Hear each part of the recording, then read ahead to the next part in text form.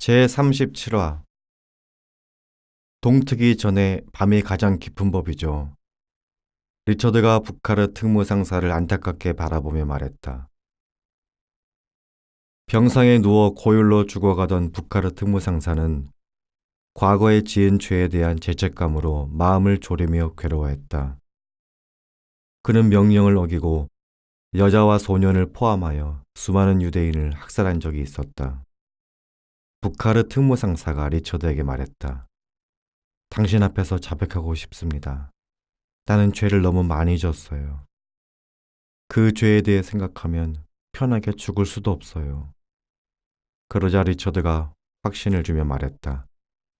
당신은 더 이상 살인자가 아닙니다. 사람은 다시 태어날 수 있어요. 다음 날 아침 부카르의 상태가 더 나빠졌다. 어제 당신한테 모든 걸 다 말하진 않았어요. 두려웠기 때문이죠. 그는 죽기 몇 분 전에 그렇게 털어놓았다. 부카르 특무상사는 엄마 팔에 안긴 아이들을 쏴 죽였다고 자백했다. 총알이 다 떨어지면 개머리판으로 아기들을 때려 죽였다고 했다. 그는 소름 끼치는 다른 이야기들도 털어놓으면서 자신이 피에 굶주려 살았기 때문에 이제 용서가 필요하다고 말했다. 그런 다음 목에 걸고 있는 십자가를 꼭 쥐고 그는 잠들었다. 리처드는 특무상사의 호흡이 점점 불규칙하게 가빠지는 것을 지켜보았다. 오랜 세월 잔혹한 짓을 저지른 탓에 입가에 깊게 파인 주름도 이제는 풀어졌다. 특무상사는 예수 그리스도를 구원자로 영접하고 평화롭게 세상을 떠났다. 포프라고 하는 학구적인 교수가 부카르에게서 눈을 돌리며 리처드에게 말했다. 저는 철두철미한 무신론자가 마지막에 신자로 변화되는 모습을 정말 많이 봤어요. 참 알 수 없는 일입니다. 리처드가 고개를 끄덕였다. 예전에 저는 철도 근처에 살았습니다. 그런데 낮에는 기차가 지나다닌다는 사실을 한 번도 의식하지 않았어요. 마을이 원체 시끄럽기 때문이죠. 하지만 밤이면 기적 소리가 또렷하게 들렸어요. 리처드는 침상에서 자세를 가다듬고 계속 말했다. 마찬가지로 우리도 인생의 떠들썩한 소음에 귀가 먹어 양심의 고요한 소리를 듣지 못할 때가 있습니다. 사람들은 마음을 어지럽히는 일들이 전혀 없는 교도소의 침묵 속에서 죽음이 다가올 때 전에는 절대 들어보지 못한 양심의 소리를 듣습니다. 포프는 리처드의 가장 친한 벗이 되었다. 밤이면 두 사람은 시간 가는 줄 모르고 이야기와 농담을 주고받았다. 리처드와 포프 둘 다 문학과 철학, 사상과 문화를 좋아했다. 포프는 리처드가 몸을 씻고 옷을 입을 때 도와주었다. 하나님은 어디에 있을까요? 포프가 리처드에게 물었다. 왜 우리를 돕지 않을까요? 리처드는 아버지를 잃은 뒤에 리처드의 동료 목사에게 똑같이 질문했던 어떤 소녀의 이야기를 포프에게 들려주었다. 그 소녀는 제 친구에게 물었어요. 목사님은 우리를 보호하시는 하나님의 팔에 대해 설교하셨잖아요. 그런데 그 팔은 어디에 있나요? 라고 말이죠. 그래서 그 목사님이 뭐라고 대답했대요? 포프가 물었다. 제 친구 목사는 우리를 지켜주는 하나님의 팔은 네 어깨 위에 놓여 있단다. 네 엄마의 팔 모양으로 말이야. 라고 대답했답니다. 리처드는 그리스도께서 죄수들을 감옥에 버린 것이 아니라고 하면서 이유를 설명해 주었다. 교도소 병원에서 일하는 기독교인 의사들은 그리스도를 나타냈다. 그들은 고문당할 위험을 무릅쓰고 죄수들 감방에 약을 몰래 넣어 주었다. 또한 자신을 돌보지 않고 치유의 복음을 전하고 병들어 죽어가는 죄수들을 보살피는 목사들도 그리스도를 나타냈다. 심지어 다른 죄수들에게 이런저런 이야기를 해주는 죄수도 다른 죄수들이 희망과 상상력을 잃지 않도록 도우려고 애쓸 때 하나님의 손을 나타냈다. 사오실의 부활절이 여느 때와 달리 힘차게 밝았다. 리처드가 복음을 전한 결과 무신론자들이 기독교인으로 변화되고 살인자들이 사역자로 변화되고 죄수들이 설교자로 변화된 것이다. 그날 부활절 아침, 죄수 한 명이 종이로 싼 소포를 몰래 들여와 루마니아의 극우단체 파시스트 처리단에서 기마병을 지낸 발레리우 가펜쿠에게 건네주었다. 뜯어봐요. 누군가가 말했다. 가펜쿠가 종이를 벗기자 작은 각설탕 2개가 드러났다. 죄수들은 눈을 믿을 수가 없었다. 그 매혹적인 흰 물질을 본 지가 몇 년이나 지났기 때문이었다. 영양실조로 쇠약해진 죄수들의 육신은 달짝지근한 설탕을 극소량이라도 맛보기를 갈망했다. 그 부활절 선물을 어떻게 할지 가펜쿠가 결정하는 동안 모두가 그를 주목했다. 가펜쿠는 설탕을 다시 종이로 싸서 자신의 침상 옆에 두었다. 아직은 먹고 싶지 않아요. 가펜쿠가 말했다. 낮에 저보다 상태가 안 좋은 사람이 생길지 모르잖아요. 며칠이 지난 뒤에 리처드는 체온이 올라 머리가 깨질 듯이 아팠다. 리처드는 너무 어지러워서 제대로 앉지도 못했다. 죄수 환자들이 침상에서 침상으로 각설탕을 넘겨 리처드에게 전달해 주었다. 선물이에요. 가펜쿠가 말했다. 리처드는 설탕을 먹을까 잠시 생각했다. 뿌리치기 어려운 그 정육면체를 육신의 모든 감각이 원했지만 리처드는 물리쳤다.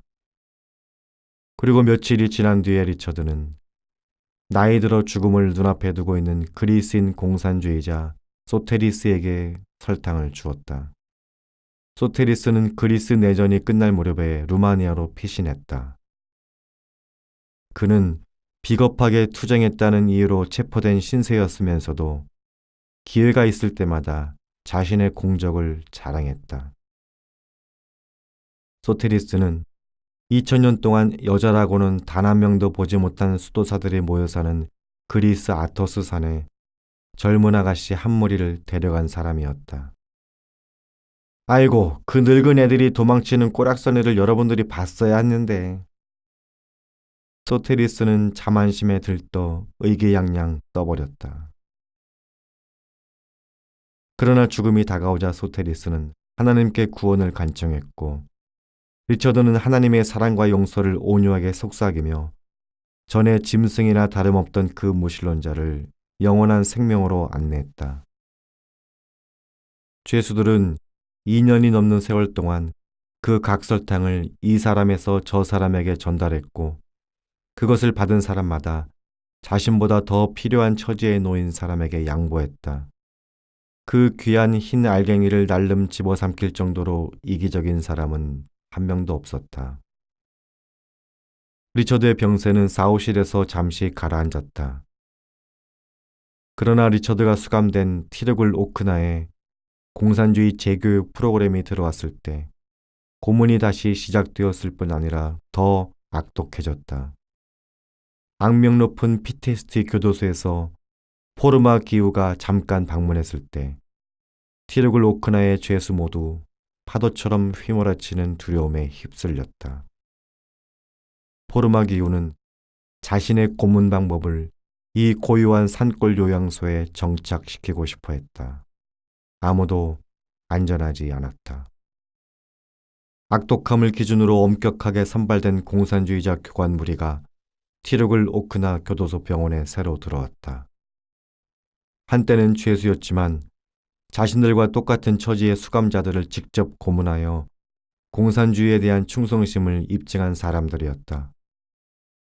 교도소 소장은 이 새로운 교관들이 아무 때나 원하면 폐결핵 환자들을 괴롭히고 구타하도록 허락해 주었다. 고문을 피할 수 있다는 희망은 줄어들었다. 죄수 50명마다 전담 교관이 10명에서 20명까지 배정되었다. 평소보다 더 공격적인 고문이 자행될 때면 의사들이 죄수들 상태를 신중하게 감시하고 있다가 특별한 혈청을 주사했다. 죄수들이 고통을 이기게 저항력을 키워준 다음에 더 잔혹하게 고문하려는 목적이었다. 교도소 병원 전체에 광기가 휘몰아쳤다. 교도관들은 리처드와 그의 친구들을 발가벗겨 차가운 돌바닥에 줄을 세운 다음 양동이에 얼음물을 담아 온몸에 쏟아부었다. 그 충격에 그들의 심장은 박동을 멈추다시피 했고 병세는 더 나빠졌다. 음식 배급량이 줄자 죄수들이 굶어 죽는 일이 다반사로 일어났다. 교도관들은 리처드의 양손을 뒤로 묶은 다음 평소에 돼지에게 주는 썩은 음식 쓰레기를 먹으라고 강요했다. 사무실에 새로 들어온 죄수 가운데 가톨릭 사제 한 사람이 있었다. 그는 피테스티 교도소에서 교도관들이 그를 똥통에 던지고는 미사를 집전하라고 지시했다고 말했다. 그래서 복종하셨습니까? 리처드가 물었다. 그러자 사제가 흐느끼며 말했다. 저는 예수 그리스도보다 더 고통당했습니다. 재교육 시스템이 본격적으로 진행되자 죄수들은 그동안 신문관에게 숨겼던 비밀을 누설했다. 죄수들은 아내, 친구, 부모, 목사를 밀고 했고 그렇게 죄수들이 자백하는 바람에 수많은 사람이 체포되었다. 죄수들의 자살률도 증가했다. 근처에 있는 게릴라 교도소에서는 죄수들이 자살하기 위해 창의적인 방법을 생각해내야 했다. 어떤 죄수는 높은 계단 위에서 아래로 뛰어내렸다. 다른 죄수는 철조망을 엮는 철사나 유리로 목을 그었다. 몸에 남은 힘을 다 끌어모을 수 있는 죄수는 자신의 감방 콘크리트 벽에 머리를 찧어 두개골을 부수는 방법으로 자살했다. 어떤 죄수는 액체 세제를 마시고 죽었다. 정교회 사제 한 사람은 다른 방법을 쓸 수 없게 되자 2층 침대 윗칸에서 뛰어내려 자살했다. 그는 몇 번이나 떨어진 뒤에야 뜻을 이룰 수 있었다. 리처드는 바다라스에게서 다른 잔혹한 말도 들었다. 바다라스는 최근에 사무실에 들어온 죄수였다. 늙은 농부인 그는 얼마 전에 신문을 받은 뒤에 지치고 멍든 몸으로 돌아왔다. 병실로 돌아온 그는 공산주의자들을 저주하며 복수를 맹세했다. 그는 최근에 자신을 신문한 교도관을 가리켜 유난히 악랄한 살인자라고 하면서 언제라도 놈을 손봐줄 기회가 생기면 산채로 가죽을 벗겨버릴 거야 라고 말했다. 또한 그는 자신의 매일 기도가 하나님, 성부와 성자와 성령의 이름으로 공산주의자들을 파괴해 주세요. 놈들에게 고통을 안겨주세요. 놈들을 아프게 해주세요. 그 돼지 새끼들 말이에요. 라는 기도로 바뀌어 버렸다고 리처드에게 말했다. 그 소리를 듣고 리처드가 타일렀다. 왜 그렇게 저주합니까? 기독교에는 그런 말을 하면 안 돼요. 바다라스는 지옥을 믿었다. 왜냐하면 공산주의자들이 그 뜨거운 불 속에서 구워지면서 영원히 고통당하기를 그가 원했기 때문이었다. 그가 리처드에게 대답했다. 목사님, 내가 그렇게 저주하는 이유는 그 새끼들을 저주해야 하나님이 천국에 들여보내주시기 때문이에요. 우리는 증오심에 굴복하면 안 됩니다. 리처드가 말했다. 보리스 같은 이 교도관들은 증오심의 끔찍한 압력에 굴복한 사람들이에요. 보리스는 죄수들이 가장 경멸하는 신문관 중 하나로 죄수들을 괴롭히며 쾌감을 맛보았다. 그런데 알데아라는 교도소 의사가 그것에 반대하자 의사를 모질게 구타했다. 그 의사의 양쪽 어깨와 등은 보리스가 찢어놓은 살이 덧나 염증 범벅이 되었다. 재교육 프로그램이 티르글 오크나 교도소 병원 전체로 퍼지면서 공산주의자들을 용서하는 것이 더 어려운 과업이 되었다. 죄수들이 매일 처형되었다. 공산주의에 항거하여 죄수들이 반란을 일으킬 거라는 소문이 돌았다. 특히 그 소문은 체포되기 전에 다른 사람들에게 명령하는 삶에 익숙했던 유명한 죄수들 사이에서 돌았다. 조직적인 저항운동으로 자유를 얻을 수 있을까? 사무실에서는 옥신각신 논쟁이 벌어졌다. 격리된 결핵 환자들은 같이 들고 일어날까? 아니면 예수님이 마태복음 5장 39절에서 명령하신 대로 다른 뺨도 돌려댈까 고심했다. 사람들은 보통 예수님을 온유하고 순한 분으로 묘사해요. 리처드가 곰곰이 생각하며 의견을 내놓았다. 하지만 그분은 투사이기도 했어요. 채찍을 만들어 장사꾼들을 성전에서 몰아내셨으니까요. 이러쿵저러쿵 많은 말들이 오간 뒤에 리처드는 죄수들이 폭동을 일으킬 때 도와주기로 결단했고 다른 죄수들도 함께 참여하도록 설득했다. 드디어 5월 1일 기회가 왔다. 노동절인 그날 오후 5시 교도관들은 죄수들에게 축구 경기를 보여주기 위해 티르글 오크나 중앙에 있는 축구 경기장으로 인솔해 갔다. 교도소 담장 밖으로 처음 나가보는 죄수들도 있었다. 경기가 시작되고 얼마 지나지 않아 유리창 깨지는 소리가 멀리서 들렸다. 폭동의 신호였다. 죄수들이 교도관들에게 달려들면서 경기장은 갑자기 폭발했다. 싸울 수 있을 만큼 체력이 강한 죄수들은 신문관들 쪽으로 잽싸게 달려갔다.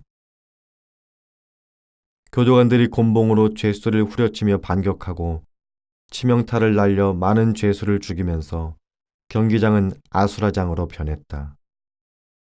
축구 경기는 중단되었고 마을에서 온 시민들은 황급히 도망쳐 거리로 흩어졌다. 요양소에 남아있던 죄수 몇 명도 도망칠 수 있었다. 그들은 교도관들이 다른 데 정신을 파는 틈을 타서 날카로운 물건으로 자신들의 손목을 그었다. 죄수들을 다시 통제하기 시작했을 때 교도관들은 봉기 주모자들에게 만행을 저질렀다. 의사들은 교도소 죄수 누구도 치료하지 말라는 지시를 받았다. 반란은 실패로 끝났지만 봉기 소식은 삽시간에 퍼져나갔다. 죄수들이 들고 일어난 그 사건으로 루마니아 전역의 교도관들은 두려움을 느꼈지만 죄수들은 큰 힘을 얻었다.